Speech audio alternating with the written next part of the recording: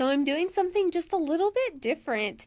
And I think this is going to be super fun. I'm actually super pumped about this. I have a really good podcasting friend who has been doing what she calls memos in the margin. And shout out to Cayenne Molina. I will actually link her podcast down here because she has an amazing podcast that's all about rhythms and systems for moms and is amazing. I literally listen to it all the time, and I also am part of her coaching program, or will be. Oh my gosh, I'm super excited about that. But anyway, so she does this thing called memos in the margin where she just does like a voice note as if it's like a friend to friend.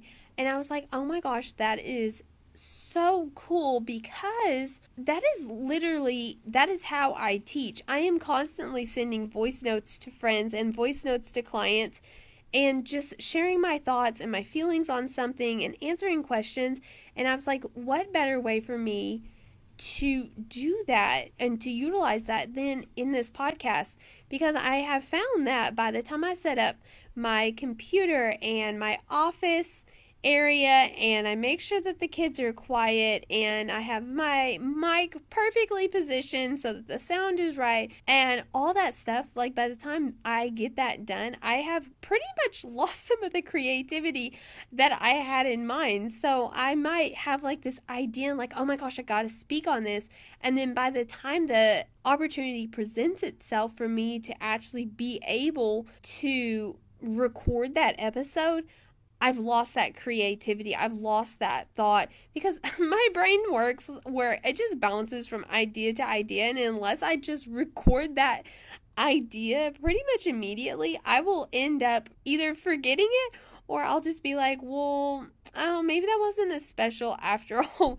So anyway, I am going to start trying this where I'm just going to call this Ramblings by Samantha, because that's pretty much what it is. It's going to be like as I am working around my farm, as I'm coming and going, as I'm raising my kids, when I have thoughts about how either AI plays into something or even just personal life stuff, I am going to just voice memo those thoughts so that I can share them with you, because I think that was going to end up being way more impactful, because it will be like these raw moments where I'm able to just pour into you as you're learning about AI and everything else. So anyway, I would adore if you love this type of episode, if you would go over on Instagram and leave me a message. I will have that link also in the description of this episode, so that you can, and you just say like whether you like it or not. And honestly, if you hate it, let me know that too, because that would be very helpful for me to know. But anyway, so yeah, a little bit of a different take here on the podcast, but I'm gonna try that. So a random thought that I had that I felt like I should probably share this. I just went and I bought some flowers and went to our local nursery. I've been redoing a flower bed here by our front door, and so I wanted to get some plants that would, one, repel bugs, two, would get like 2 to 3 feet tall so that they looked really pretty, and are perennials so they'll come back every year.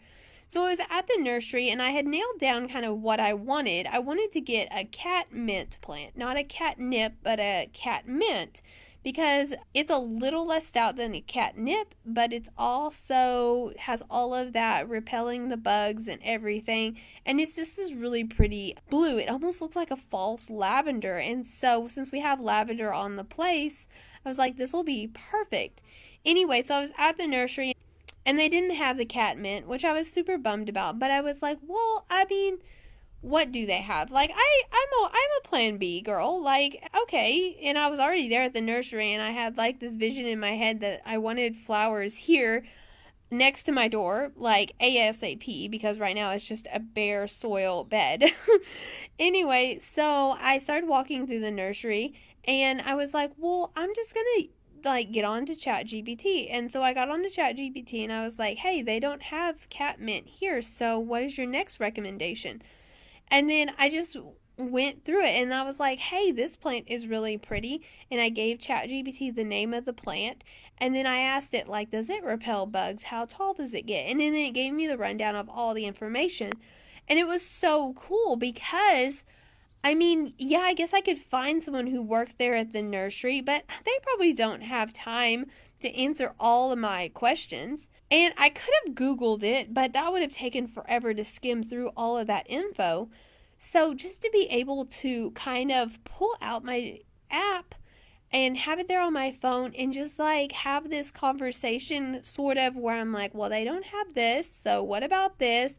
And then it would say, well, that doesn't really repel bugs and that needs full shade, because I had explained to my assistant or ChatGPT, I had said, like, here's where it is. It's next to the front door. It's also pretty much in full shade. And I just explained, like, the whole environment for it. And I had done that way earlier on in the chat before I'd even come to the conclusion I wanted the catmint. And so anyway, so it still pulled that information and was like, well, this plant's not really good because this one needs full sun and this one doesn't repel any bugs, or this one kind of repels bugs but doesn't. Anyway, it was so cool. Long story short, I never did find something that actually wanted, because most things that were like a repelled bug also needed full sun.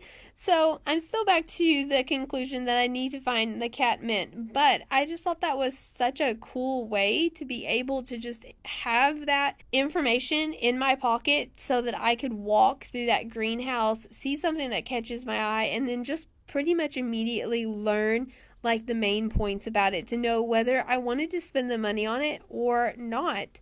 So if you are a plant person and you're going to buy a plant, this might be something that is super helpful. And this is just one of the many reasons why I love AI, and I am so thankful to have such a tool as this for just everyday life. That's it for today's episode. I hope you learned something new or had a breakthrough. If you loved this episode, take a second to subscribe, rate, and leave a review. It lets me know you're enjoying this content and helps more moms find it. And if you know another mama who's struggling with overwhelm and burnout, share this with her. Let's spread the word that AI isn't just for corporate executives or tech nerds, it's for moms like us. Until next time, go make AI work for you.